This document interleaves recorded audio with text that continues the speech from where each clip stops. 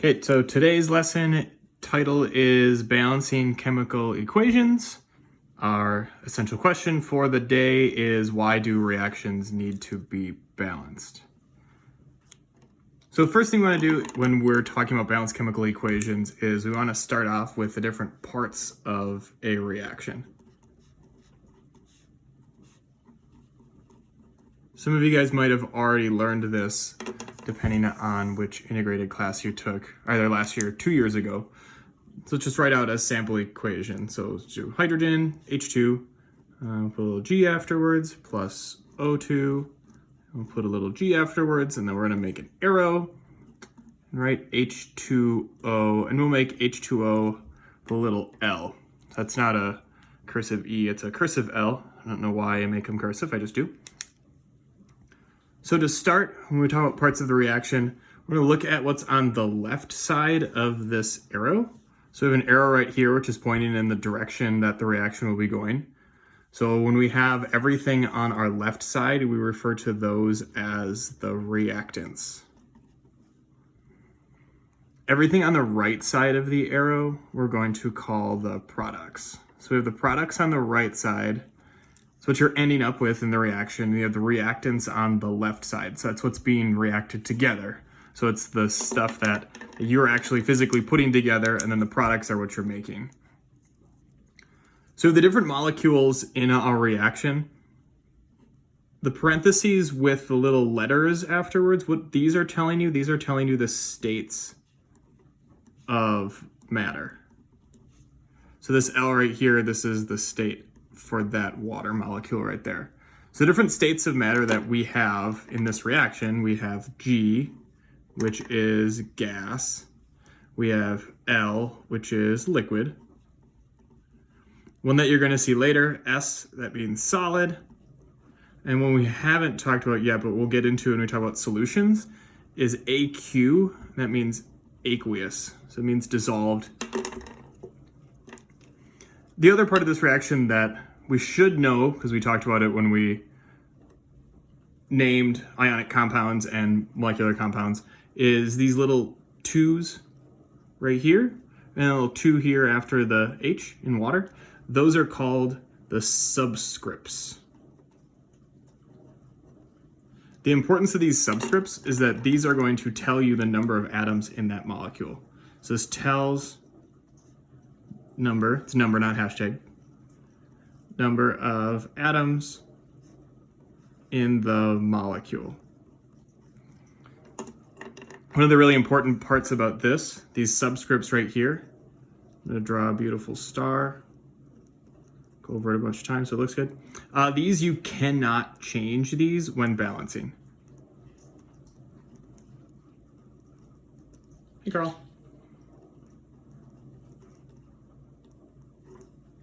So that's super important right there. When you're balancing a reaction, you cannot just change the subscript, otherwise it changes the entire reaction itself. So this is everything we should know at this point. One thing we're going to notice in the case of this reaction of hydrogen plus oxygen makes water is that we have 2 hydrogens on the reactant side. We have 2 hydrogens on the product side. We have 2 oxygens on the reactant side, but we only have 1 oxygen on the product side. So what we have to do in this case is we're going to add something new. We're going to put the little lines in front of the molecules. What these lines are going to do is allow us a place to put something we're going to call coefficients. And what coefficients do, rather than the subscript telling us the number of atoms, the coefficients, these tell the number of molecules, or we're actually going to say moles. So it tells you the number of moles in the reaction.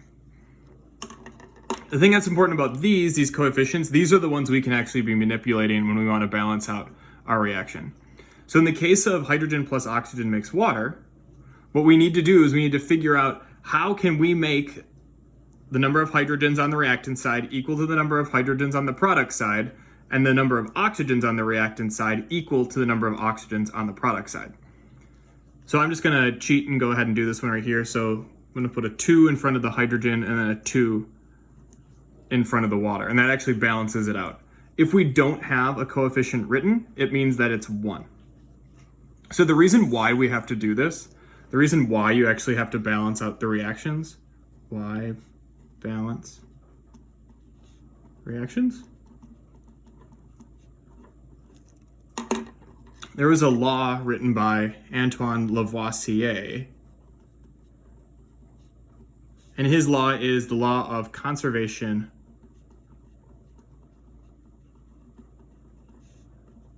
of mass, or it's often just said the law of conservation of matter. So what his law states is that you cannot create or destroy matter.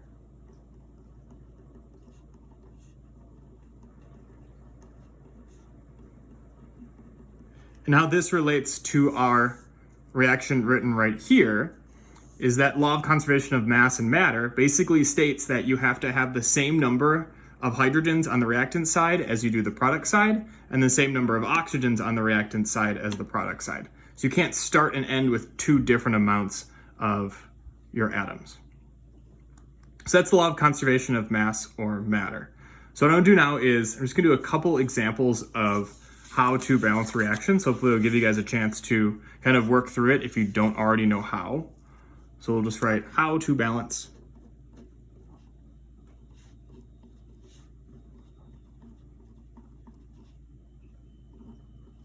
And I'll do 2 different examples that are of varying complexity. So let's start with, I'm gonna do a combustion reaction right here. So I'm gonna do methane plus oxygen makes carbon dioxide and water. So the first thing we want to do, we want to start out is we want to write out the atoms that are present in our reaction. So we have carbon, carbon, hydrogen, hydrogen, oxygen, oxygen. So it should be the same on both sides. If it's not, then you got a problem. We're going to write out the number of atoms of each element. So we have 1 carbon, 4 hydrogens, and 2 oxygens. So little subscripts there telling us the number of atoms. So we have 1 carbon, 2 hydrogens, and now in this case, when we talk about the oxygens, they're in 2 different molecules, so I'm actually gonna keep them separated out. So I'm gonna write a 2 right here, and then I'm gonna remind myself that it's from the CO2. And I'm gonna write a 1 right here, and then remind myself that it's from the water molecule. So there's 1 oxygen from water, 2 oxygens from the carbon dioxide. So now we gotta start with the carbons. So we have 1 and 1, so that's good, that's balanced, that's happy. We have 4 and we have 2, so those right there, those are not balanced. So what we need to do is we need to figure out what the lowest common multiple is between 4 and 2. And we're gonna realize that the lowest common multiple is 4. So we're gonna need to multiply this 2 by something to make it equal to 4. We know that 2 times 2 is equal to 4. So this 2 right here, this is gonna go in front of where that hydrogen is in our water molecule. So that's gonna go right here, that becomes the coefficient. By putting this 2 in front of water, it changes the hydrogens and it changes the oxygens. So it says that we have 2 times 2 hydrogens, so now we have 4 hydrogens, but we also have 2 times 1 oxygen, so now we have 1 times 2, because we want to change only the oxygen in the water molecule. 1 times 2 is 2. So hydrogens now, 4 and 4, those are balanced. But now we have 2 oxygens and 2 plus 2, 4 oxygens. So again, find the lowest common multiple, 2 times something. So the lowest common multiple between 2 and 2 plus 2 is 4. 2 and 4 would be 4. So 2 times 2 equals 4. And then this is going to go in front of that oxygen molecule right there. So now our reaction is balanced. Let's go back and check. 1 carbon, 1 carbon, 4 hydrogens, 4 hydrogens, 4 oxygens, 2 plus 2 is 4, 4 oxygens on the product side. So this one's done, that one's balanced. And then the answer when you write the balanced equation is just this right here. So that would be your answer. So one more example we'll do is in the case of polyatomic ions. So we're gonna let's write out a simple one here. So KNO3 plus, let's just say silver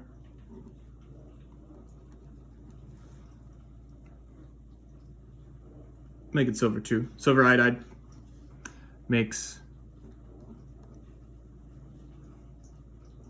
Ki plus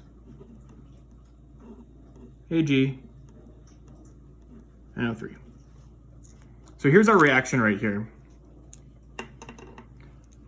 One thing to notice is that we have the parentheses around the NO3 and then the subscript is on the outside. That's telling us we have two NO3s. So when we do this reaction here, just like we did above with the combustion reaction, we're gonna write out the different elements that are present. But in this case, there's gonna be one kind of wrinkle we're gonna change. So we have potassium. We have this NO3 right here. Since NO3 is the same on both sides and it's a polyatomic ion, I'm gonna leave it as just one thing. Then we have silver, and we have iodine. The product side should have the same thing. Again, the NO3, we're gonna keep that together rather than splitting it apart. Silver and iodine. So let's go through, figure out the number of atoms of each. So we have one potassium. We have one molecule of NO3. We have one silver, and we have two iodines. On the right side, we have one potassium, and we have two nitrates on the right side because that subscript 2 on the outside. We have one silver, and we have one iodine. So let's go through our steps. Potassium, balanced, that one's good. Nitrate 1 and 2, so not balanced. So we gotta find the lowest common multiple between 1 and 2, which is 2. So we're gonna multiply 1 times 2 to get 2. And this right here, this 2 we multiplied the nitrate by, that becomes the coefficient that goes in front of potassium nitrate. By putting that 2, again, it changes the potassium and it changes the nitrate. So we have to go back and change the number of potassiums to 2. So we continue on. Silvers, 1, 1, that one's fine.